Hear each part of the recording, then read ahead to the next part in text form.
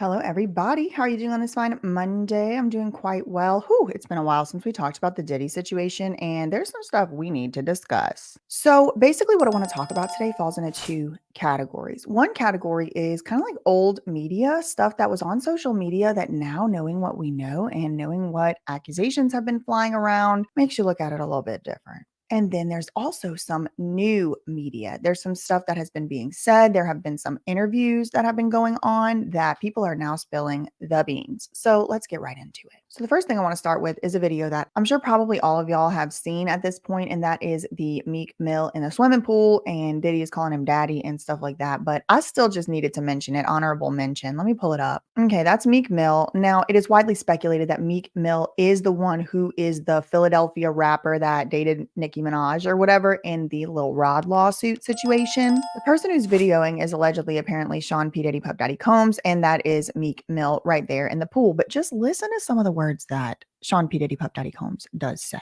Hey, what's up, King Son? Man. Diddy says, "What's up, King's son?" And Meek Mill says, "Just trying to enjoy life." But I mean, look at the man. He looks like he might be in some type of pain. People have said and speculated that he is cooling himself off after a so-called supposed freak off. Man, you doing it, man. You deserve it, daddy. You putting in that work. Proud of you. I love you. Yeah. Yeah, so proud of you. I love you, daddy, putting in that work.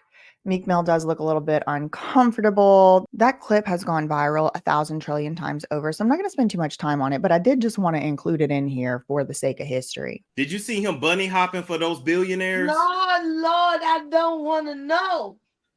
Now, here is another interesting and a little bit disturbing clip that now, knowing what we know today, knowing the allegations that Cassie has made in her lawsuit, for example, makes it even weirder than it would have been when the time it came out. Let me bring that one up. Now, this particular video comes to us again from Diddy, and I believe he did post this, and look at what is going on in this scene.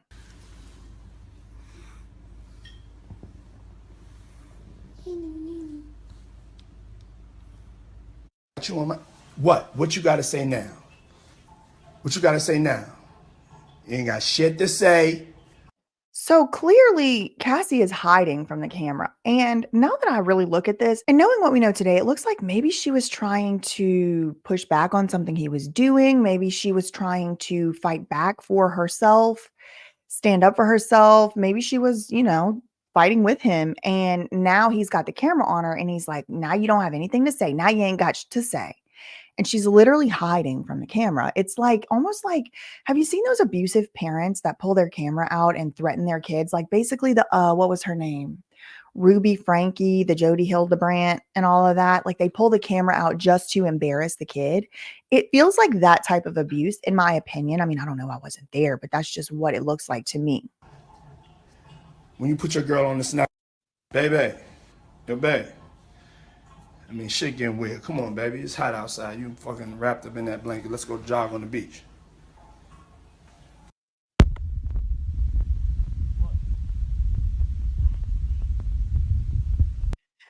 And it's like, is this like a pallet? Like, does she have to sleep on the floor? I'm just curious what she's even doing down there, but it appears to me that she's hiding from him.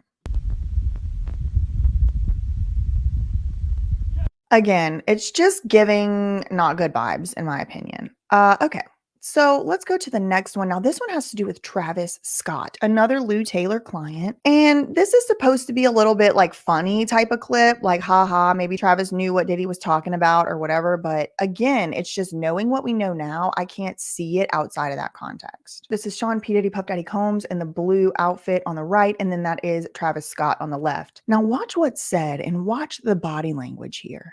Everybody, my baby bro, we here. Tomorrow it's time. It's time. What you gonna do to that thing, man? Yeah, they better tune in. They better tune in. Let's go. Tomorrow it's time. What you gonna do to that thing? And he screams and runs away. One more time. Everybody, my baby bro, we here. Tomorrow it's time. It's time. What you gonna do to that thing, man? Yeah, they better tune in. They better tune in. Let's go. Everybody. Who's gonna tune in? I mean, look, listen, in the regular layman's terms or whatever, a regular person would probably think there was gonna be some type of performance, some type of concert, etc.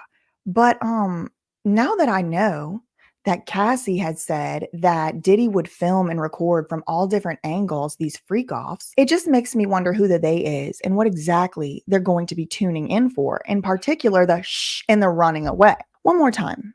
My baby bro, we here. Tomorrow it's time. It's time. What you gonna do to that thing, man? Yeah, they better tune in. They better tune in. Let's go. Let's everybody. Anyway, this last video has really been making the rounds lately. I don't think this one's even that old, and it has to do with Odell Beckham Jr. and Justin Bieber. And y'all have probably seen this clip before, but I was able to find one that was very, very slowed down, and I'll just let the tapes speak for itself.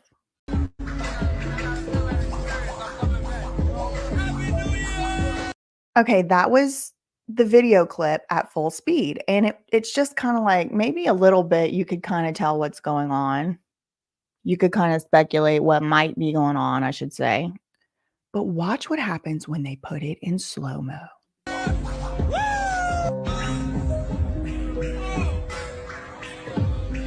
Look at that. That is an obvious pants pull up. One more time. Watch the hands, watch the elbow, watch the arms, watch the movement of Odell Beckham Jr. Watch. Look at this guy's face even right here. This guy right here with the flower shirt or whatever. It's like a black and white shirt. Look at him looking over there. He's like, look, watch again. He's saying, oh.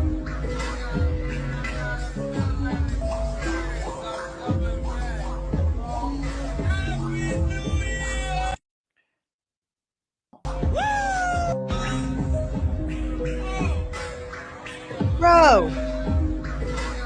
He's saying like, yo, or like, bro. And it's like, who is this filming, recording? I don't know who this guy is with the black shirt with the white like flowers or whatever on it. But watch when Justin Bieber comes up. Jaguar Wright also did point this out, and I'll put a little clip in here, but she's basically saying what's going on is exactly what it looks like is going on, because you could see the moisture on his mouth when he comes to camera. And then I think about that really disturbing footage of Bieber, Odell Beckham, and Trey Songz. Yes. Like, and Trey's like literally sitting there playing Lookout. Playing Lookout as Justin Bieber on Odell. The boy came up with his mouth wet. Mouth wet. What? Dribbling. Now, what they're going to try to say is, no, Justin Bieber was just doing a line of, oh, he didn't mess with his nose when he came up. He was doing a line of with his mouth. He wiped his mouth. When you do his mouth was wet. His mouth was wet. It wasn't post-nasal drip. That was fluid stuff. It was Odell. But Diddy taught him well, right? The flavor freak off. Scooter Braun taught him well. Justin Bieber spent 48 hours with Diddy. Talking about we about to get it in. I'm going to let you drive the car when you 15. That boy ain't been the same since. Got all this anxiety. Look at that. Look at this. Then Odell Beckham Jr.'s face. I mean, he looks busted.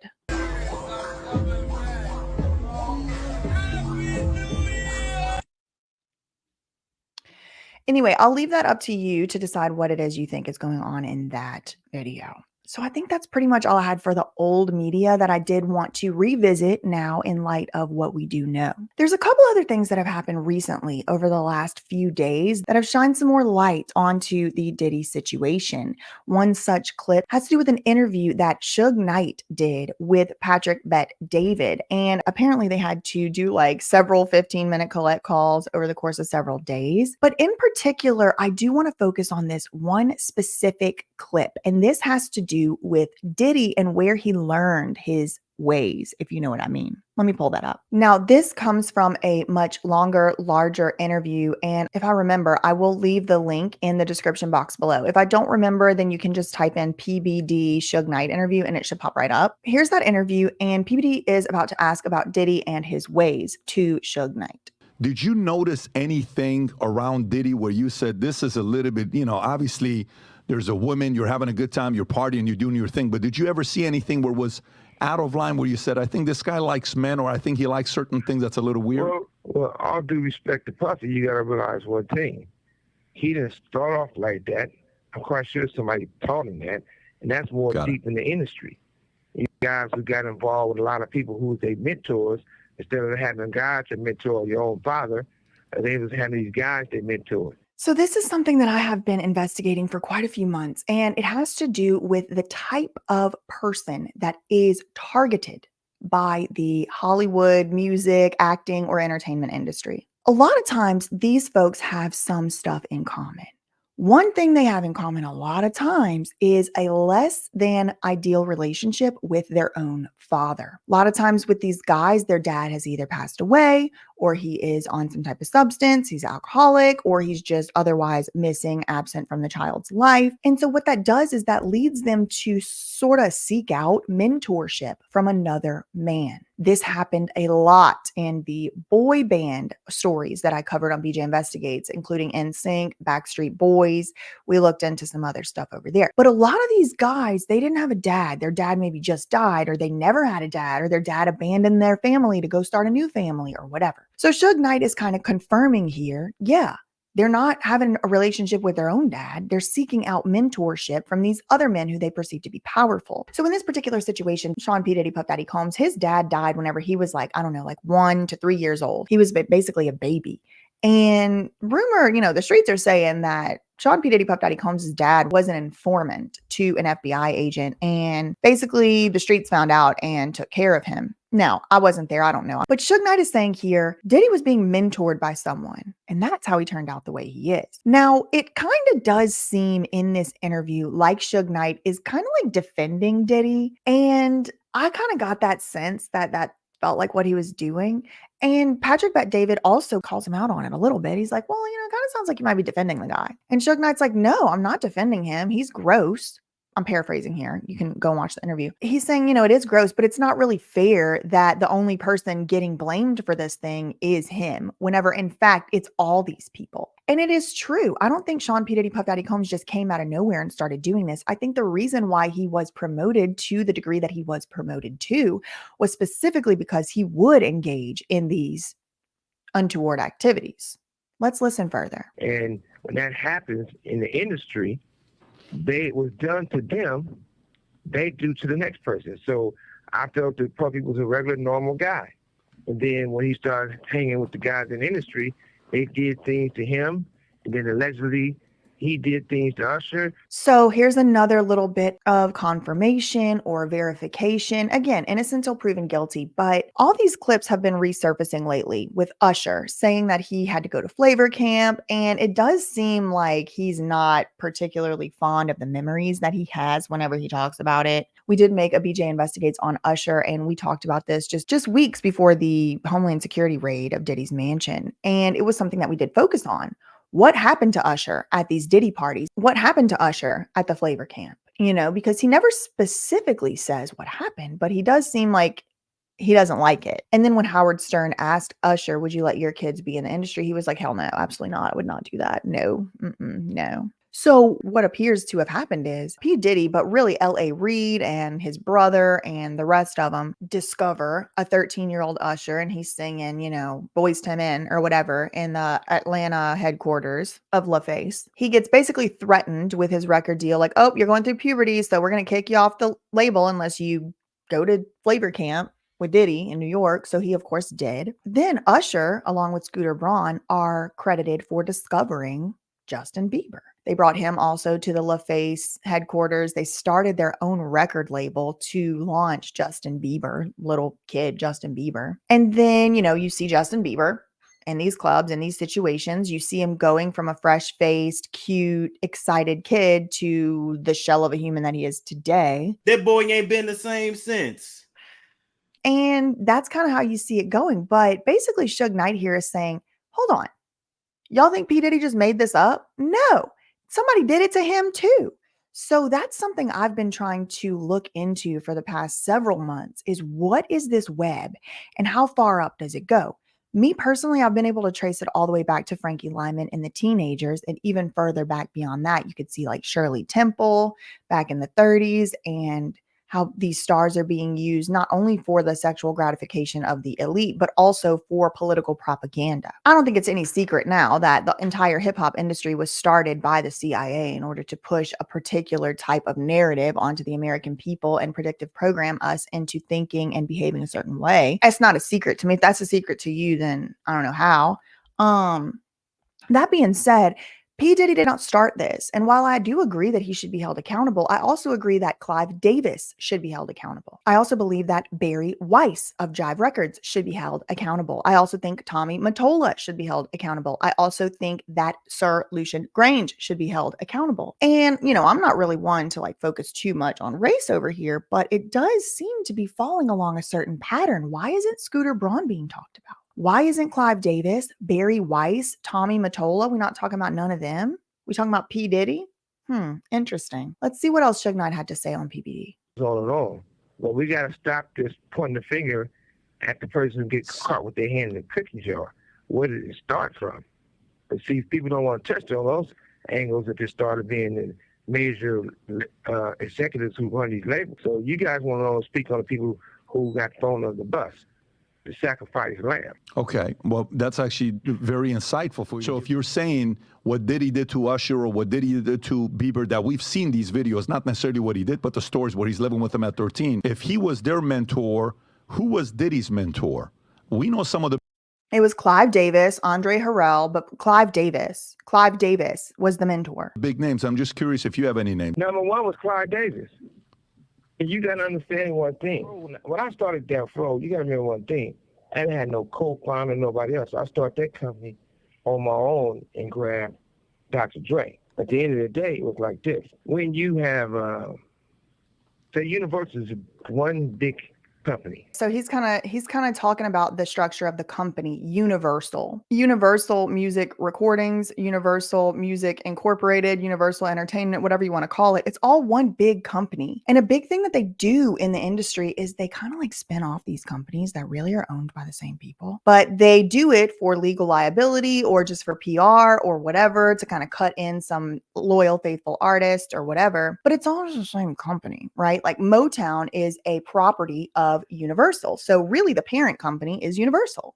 But you might just think you're dealing with Motown. So that's what Suge Knight is explaining here. He's like, people got to understand this is all one company. It's all one big company. Morris is the man at the time.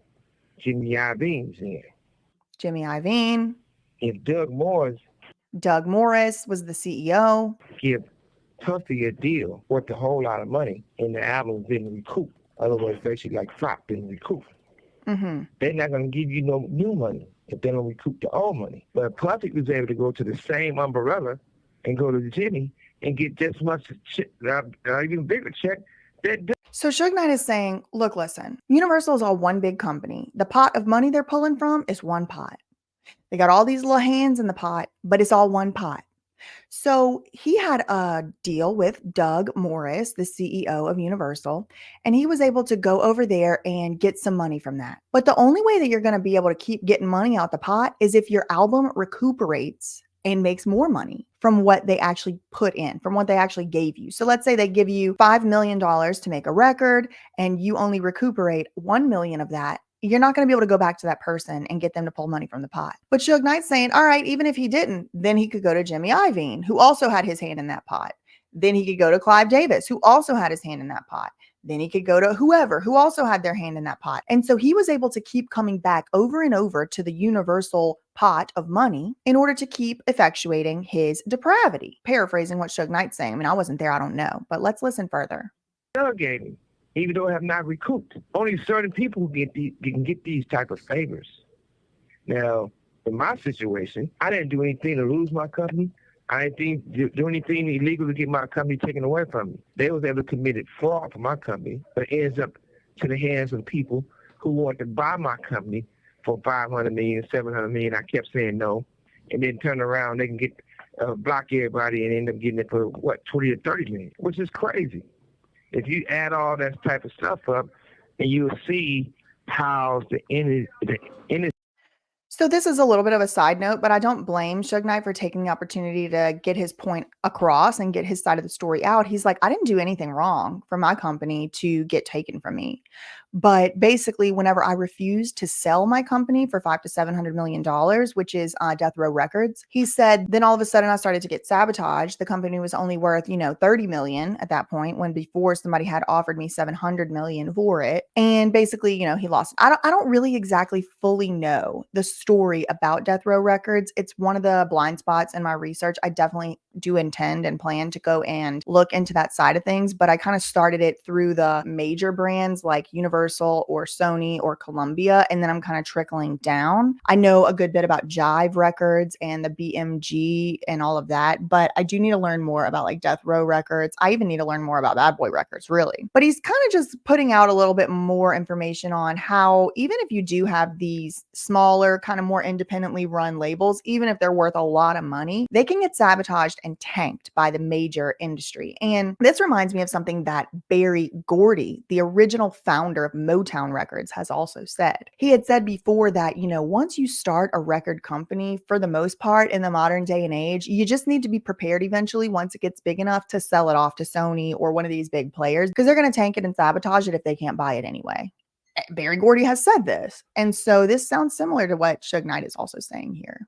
Industry been built on the secret rooms. The people who don't participate in the secret room is the people who later on get burnt.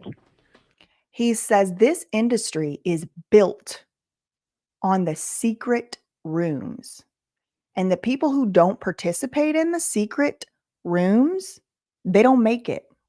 The people who participate in those rooms, they continue to grow.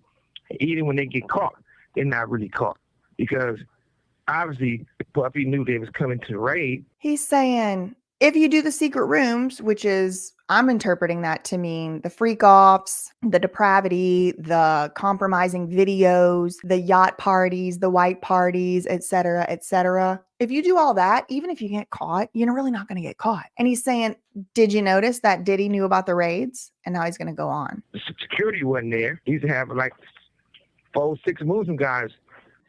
Security wasn't even there for the raid. He usually has 4 to 6 Muslim guys, which it's starting to be contemplated out in the YouTube streets that Diddy is protected specifically by the Nation of Islam, which is a sister religion to Scientology, which kind of freaks me out. This is not the same thing as just Islam or, being a Muslim. There's sects all out here. And it's been speculated that this sort of Nation of Islam group is very, very heavily involved in Hollywood. And there was a bodyguard who was involved with Aaliyah's uncle, Barry Hankerson, who has come out and kind of exposed this as well. He has said, I'll insert the clip here, but he's basically said in no fewer words that the Nation of Islam has this side project of like Hollywood security. And if you hire these guys, then you can never, ever get rid of them. It's kind of like a cult. And if you try to fire these guys, and again, specifically, this is not all Muslims. This is not all people who practice Islam. This is a very specific group of people who are kind of charading behind the mask of religion, which we've seen before, Lou Taylor. And so they have this like security force, which apparently is very good and very powerful, but you can never fire them. And I'll put that clip in here. And the guy's basically saying, yeah, no, once you have them, you're stuck with them. And if you try to fire them, you try to get rid of them, and you go with somebody else to do your security, then you die. And when they were coming down to the limo, we were sitting there waiting. Bam, I get a call. Don't come over here. Biggie just got shot. What was your reaction when you found out that Biggie was shot? Was it surprising to you or? Surprising. Not surprising, actually, because earlier that day, when Biggie and Puffy came to the hotel, Captain Shaheed Muhammad is with the Nation of Islam. And Cap came up to Puffy and told Puff, like, man, if you need any assistance, get with us, bro, this and this and that. So 2 undercover police walked up, like, yeah, Shaheed Muhammad, we got this, we got that, this and this. So they had police security for him, right? Anybody dealing with the Nation of Islam at that time, we ain't lost no lives. But every time they transfer from the Nation of Islam, when they stopped with the Nation of Islam, started with the other security king, Pac get killed. Right? When we asked Biggie, Puffy about Biggie, now Biggie died that night. you know? So it's like some kind of, all this stuff is just not coincidence, you know? So who profited from Biggie dying? The rumor mill, like after Biggie died, Puffy's still on the top, huh? Puffy didn't slow down. Got bigger. That's real. You know what I'm saying? After Whitney died, Clive Davis still on top. And he was talking about Tupac. And so I'll like I said, I'll insert that here. But interesting that Suge Knight, of all of the things that he could be discussing here, specifically says these Muslim guys. And I don't think he's doing it just to be a religious hater. I think he's trying to send a message. I think he's trying to send out a hint to the people who know, they know. And he's saying, look, where were those guys? Where was the security force? Usually there's guys there. They weren't there. Doing security. They wasn't there. A lot of people weren't there. How do people know all these things? It wasn't just a coincidence, you know? So it's easy to point the finger, but let's look at the whole thing, talk about something where you're going to educate everybody to help everybody. Is under attack. Whatever. I don't know why we got a Tulsi Gabbard at the end of that. Anyway, very, very fascinating interview. I do think you should go and watch that interview because it is firsthand information from Suge Knight. And that was just, a 5-minute clip from the larger interview. Now, I do have one more clip that I wanted to discuss having to do with the weekend roundup of it all. And it has to do with Shyne. Now, Shyne, Shyne, he is the former Bad Boy Records rapper. He was on P. Diddy's label, who kind of took the fall for this 1999 shooting that did happen in this New York nightclub. This is the one that is brought up in the Lil Rod lawsuit, where apparently Jennifer Lopez at the time was the Second Amendment device mule, and she was holding the Second Amendment device for P. Diddy. This guy Shyne, he got deported and, sent back to Belize. He's from Belize. And now he's like a huge head honcho, head of the Democratic Party or something over there in Belize. His dad was the prime minister of Belize. So these are high level political operatives. Now, this guy has turned to a life of religious extremism, it seems. And this is what he had to say recently about taking the fall for this shooting. He did spend 10 years in an American prison before he was deported back to Belize. And now he's coming out and spilling the tea on the fact that he never actually committed that crime. Let's see what he had to say. No, he's a politician now. He's a politician in Belize. I know. I did not know that. And everybody, listen. All right. He's not just a politician. He's from a family of politicians. His father was the prime minister of Belize. Hello. For everybody who didn't know, whatever, there was a shooting back in 99 in New York in connection with Diddy, Shyne, and 3 victims. Diddy and Shyne were both arrested for it. Diddy got acquitted, and Shyne did 10 years. When he got out of jail, he was deported back to Belize, and where he became the head of the Belize United Democratic Party. So, okay, life got all types of twists and turns and stuff. But that allowed him to come back to the States. So now he could come back to the States as an official, member of whatever it is, the board or whatever it may be. See, that's something I had not heard. I don't know if that's true. I didn't fact check it. I'm just trying to react to this clip real quick. But he was not allowed to come back to the United States as terms of his deportation. But I guess apparently since he is in politics, now that gives him a loophole to be able to come back. So I don't know if that's true, but if that is true, that is something very interesting. And this is his audio in the interview. They was asking him about his past over here. It opens wounds when you hear, the victim saying that it was Diddy that shot her. Everyone knew all along that I was the fall guy. Is she accurate, sir? I'm not going to get into that. He said everyone knew all along that I was the fall guy. But I am relieved that people are saying what the truth is. Now, I do want to point out, one of the 3 victims, someone who said that she got literally shot in the face by P. Diddy, she said it wasn't just P. Diddy. This guy, Shyne, he definitely had his part to play. He definitely had the Second Amendment device. He definitely fired it off. So this new interview with Shyne actually does contradict what one of the victims has said. She has said, no, Shyne, he took his time. He did his time, but he deserved it because he did participate in this situation and in this incident. Shyne is basically saying he had nothing to do with it and he was the total fall guy, which I am personally. I wasn't there. I don't know. I was 9 years old in Louisiana. I don't know. I was not there. But I'm personally more inclined to believe the victim than Shyne. But let's see what else he has to say. I did not shoot those people. Fragments were never removed, so there was never any forensic testing to say who it was. but the victims. Fragments were never removed. And that's interesting too, because the victim that I'm talking about, who did come out and say that P. Diddy got her in the face, but also that she did see Shyne doing some of this stuff, she has said, I'm offering to get some of these fragments removed out of my face so that y'all can figure out where it came from. So she's ready to put her money where her mouth is, full on. Are vindicating me. Witnesses are vindicating me. But I have moved on.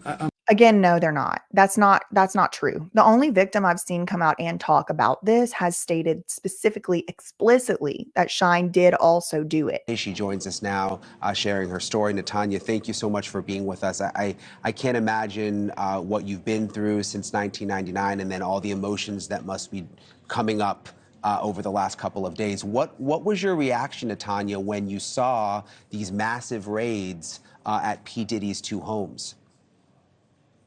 First and foremost, thank you for having me. It was very emotional. In short, it was extremely emotional because it was basically, it marked 25 years, a quarter of a century since this occurred. And I've had to relive this over and over again, intermittently in that time. So when I saw it, it was very cathartic because I finally felt like justice would be done. Justice would be mine and belong to all of his victims. Yeah, and you have said since really right after the shooting that it was P. Diddy who shot you. I mean, I think you even said it to the doctor that night, right? I said it immediately. I literally watched them pull out the guns. I've had a clear point of view. I mean, for God's sake, I got shot in my nose. I was facing them directly. I watched everything occur. Forward ahead, and I watched the muzzle flash from both of their guns, and I felt the impact to my face instantly. Her point is that Shyne did his time. He paid his consequence. Diddy never did. I'm not trying to relive that. Yeah, I saw a lot of people saying, why is Shyne just speaking on that now? But he's always said that. Yeah. So, yeah, I mean, like Charlemagne said, apparently Shyne has pretty much kept the same story the whole time, that he didn't really do it and other people are responsible. And, he was basically being set up to take the fall, which I did find to be now, I mean, more believable. But I do think he did participate in it somewhat because specifically that victim did come out and she did say that he did. I don't know. I wasn't there. I mean, I really don't know. Plus, the guy did serve 10 years in prison for it. So I don't know. Anyway, that's all I really had for today. I wanted to show y'all some of that older media that, in a little bit of a group together, taken together with some of these newer allegations, really can start to help us piece together the larger puzzle. I do agree entirely with Suge Knight that this shouldn't just be it was R. Kelly and P. Diddy situation. Because if you really look at it, the only people I see taking a fall on this stuff in the whole Me Too and the Time's Up and stuff, it's like, okay, Bill Cosby, R. Kelly, P. Diddy. I mean, what about Clive Davis? What about Barry Weiss? I mean, I'm just curious why it is that none of those people have been even named. Scooter Braun, Clive Davis, Barry Weiss, Tommy Mottola haven't even been mentioned in one of these lawsuits. It's starting to paint the picture to me like maybe some people are being set up just to be fall guys instead of being held accountable for what they actually did and then continuing to go up the chain at the actual genesis of this whole deplorable cesspool. That's all I really had for today. In the meantime, facts ain't defamation, and neither are opinions. Love you, mean it, K-Bye.